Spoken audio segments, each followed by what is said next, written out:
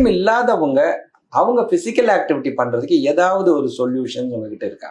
கண்டிப்பா சார். என்னோட கிளையன்ஸுக்கு நான் என்ன சொல்றது அப்படின்னு பாத்தீங்கன்னா, காலையில சீக்கிரம் எந்திரிக்கணும். ஏன்னா ஏர்லியா நீங்க எந்திரிக்கும் போது அதோட பெனிஃபிட்டே தனி. ஸோ அட்லீஸ்ட் 5:30 கம்ஃபர்டபுளானா 6 o'clock இல்ல 5:30 உங்களால எந்திரிக்க முடியும் அப்படின்னா நல்லா ஒரு 7-8 hours ஸ்லீப்க்கு அப்புறமா அந்த 5-6 மணிக்கு எந்திரிச்சு ஃபர்ஸ்ட் 1 hour உங்களுக்கு டைம் நீங்க எடுத்துக்கோங்க. ஸோ நான் என்ன யூஸ்வலா என் கிளையன்ஸ்க்கு சஜஸ்ட் பண்றேன் அப்படின்னா, சோலியஸ் புஷ்அப்ஸ்னு ஒரு எக்ஸசைஸ் நீங்க பார்த்திருப்பீங்க. நீங்க வந்து சேர்ல உட்காரலாம் இல்ல நின்னுட்டும் செய்யலாம். ஸோ சோலியஸ் புஷ்அப்ஸ் அப்படின்றது உங்களோட ஹீல்ஸை தூக்கிட்டு கால் நுனியை மட்டும் தூக்குற மாதிரி. ஸோ என்கிட்ட டைம் இல்லைன்னு வரவங்களுக்கும் சரி, இல்ல நடக்க முடியல பெட் ரிடனா இருக்கிற கிளையன்ஸ்க்கும் நான் சொல்றது என்னன்னா, ஏன்னா இதை உட்கார்ந்தபடியும் செய்யலாம், நின்னபடியும் செய்யலாம். ஸோ டெய்லி நீங்க ஒரு 300 to 400 டைம்ஸ் இந்த சோலியஸ் புஷ்அப்ஸ் அப்படின்னு சொல்லக்கூடிய இந்த எக்ஸசைஸ் பண்றது ரொம்ப ரொம்ப முக்கியம்.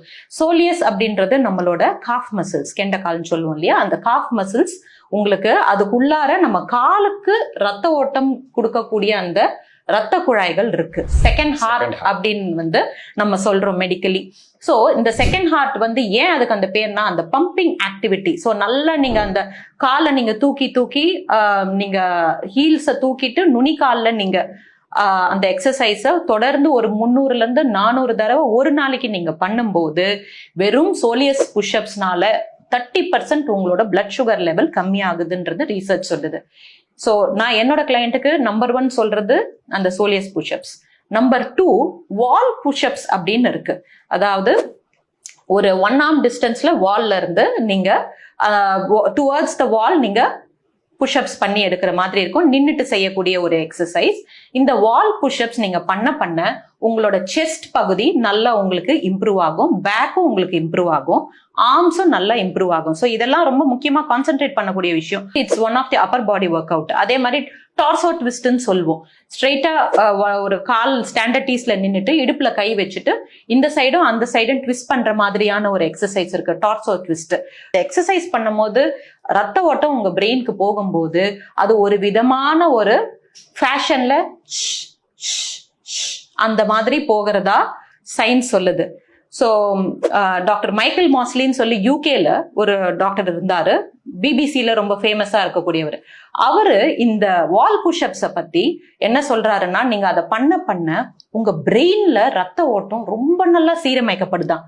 அது அப்படி சொல்லும் போது பிரெயின்ல இருக்கக்கூடிய அந்த ரத்த குழாய் இருக்கு இல்லைங்களா, அந்த ரத்த குழாயை சுத்தி அந்த வால்ல ஏற்படக்கூடிய ஏஜிங் சேஞ்சஸ்லாம் வந்து கண்ட்ரோலுக்கு வருது.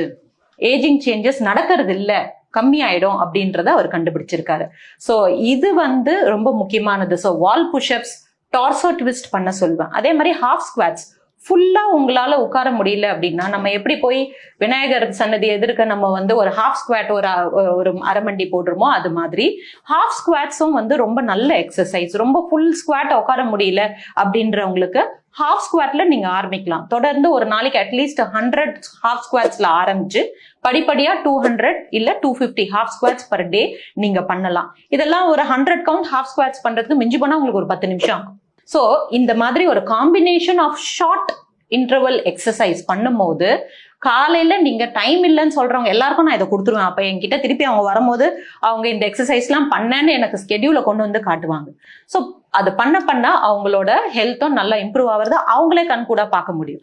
இன்னொன்னு பாத்தீங்கன்னா single leg balance for 30 seconds. So இந்த எக்ஸசைஸ் பண்ணும் போது நான் பொதுவாக என் கிளைண்ட்ஸ்க்கு சொல்வேன், ஒன்று வயசானவங்களா இருந்தா சேரோ இல்லை டேபிளோ பிடிச்சிட்டு உங்களால ஒரு 30 seconds ஒரு காலில் நிக்க முடிஞ்சதுன்னா உங்க பிரெயின் நல்லா ஹெல்த்தியாவே இருக்குன்னு அர்த்தம்.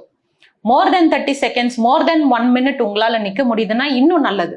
நல்லா இருக்கிறத இன்னும் இம்ப்ரூவ் பண்ணுங்க. எவ்வளோக்கு எவ்வளோ நீங்க நிக்கிறீங்களோ அவ்வளோக்கு எவ்வளோ நல்லது. ஆனா ஒருவேளை உங்களால 30 seconds நிக்க முடியல, ஒரு இம்பேலன்ஸ் இருக்கு, உங்களுக்கு எதையாவது பிடிச்சிட்டு நிக்க வேண்டியிருக்குன்னா பிடிச்சிட்டு நின்று பழகுங்க. ஒரு 30 seconds இதை தினம் ஒரு 30, இது ரொம்ப சிம்பிளான விஷயம். நீங்க ஒரு less than 1 minute ஆகும் இந்த எக்ஸசைஸ் பண்றது. இதுவுமே ஒரு எக்ஸசைஸ் தான். ஸோ இது பண்ணலாம். அடுத்தது என்னன்னு பாத்தீங்கன்னா ஸ்மைலி பால் ப்ரெஸ்அப்ஸ்ன்னு சொல்லுவோம். ஸோ ஸ்மைலி பால் இது மாதிரி எல்லா கடையிலையும் எங்க வீட்டுக்கு வெளியே இருக்கிற அண்ணாச்சி கடையில இருந்து வாங்கினேன்.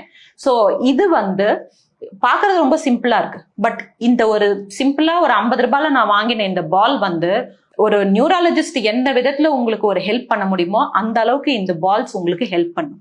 மைண்ட்ஃபுல்லா காலையில ஒரு 5 நிமிஷம் இந்த மாதிரி அட்லீஸ்ட் ஒரு 20 கவுண்ட்டுக்கு பண்ணுங்க. இப்படி பண்ணும் போது என்ன ஆகுதுன்னா உங்களோட கையில இருக்கக்கூடிய ஸ்மால் மசில்ஸ்லாம் நல்லா ஒர்க் அவுட் ஆகும். ஸ்மால் மசில்ஸ் ஒர்க் அவுட் ஆகும்போது இந்த ஸ்மால் மசில்ஸ் எஸ்பெஷலி கையிலையும் கால்லயும் இருக்கிற அந்த ஸ்மால் மசில்ஸ் உங்க பிரெயின்ல இருக்கக்கூடிய சில பகுதிகளை வந்து ரெப்ரசென்ட் பண்ணுதுன்னு சயின்ஸ் சொல்லுது. மாடர்ன் சயின்ஸும் சொல்லுது, சைனீஸ்லயும் இருக்கு, நம்ம சித்தா ஆயுர்வேதா சயின்ஸ்லயும் இருக்கு. ஸோ உங்க கை நீங்க ஆக்டிவிட்டி இந்த மாதிரி ஸ்மைலி பால் பிரஸ்அப்ஸ் நீங்க கொடுக்க இது மாதிரி ஒரு நாளைக்கு பல வாட்டி பண்ணலாம். இதெல்லாம் சைடு எஃபெக்டே வராது. நீங்க 200 வாட்டி பண்ணலாம், 300 வாட்டி பண்ணலாம். இது பண்ண உங்க பிரெயினோட பவர் ரொம்ப அதிகமா ஆகிறதா ஆராய்ச்சிகள் உங்களுக்கு சொல்லுது. அதே மாதிரி ரொம்ப அதிகமா வாழ்றாங்க இல்லையா, ஒரு 70 வயசு 80 வயசுலாம் தாண்டி நல்லா ஆரோக்கியமா வாழ்றவங்க அவங்கள வந்து கூப்பிட்டு இந்த கிரிப்பிங் பவர்னு சொல்லுவாங்க.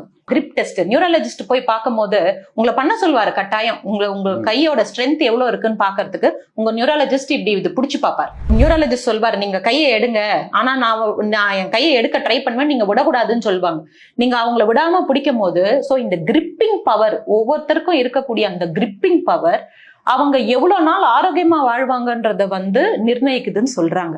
உங்க கிரிப்பிங் பவரை நீங்க சோ இது வந்து மியூச்சுவல் கிரிப்பிங் பவர், நீங்க எவ்வளவு நாள் நல்லா வாழ்வீங்கன்னு சொல்லும். அதே மாதிரி இந்த கிரிப்பிங் பவரை இம்ப்ரூவ் பண்ணா நீங்க நல்லா வாழலாம். So it is vice versa. So இந்த கிரிப்பிங் பவரை இம்ப்ரூவ் பண்றதுக்கு இந்த ஸ்மைலி பால் பிரஸ்ஸிங்ன்றது எவ்வளவு சிம்பிளான எக்ஸசைஸ் பாருங்க.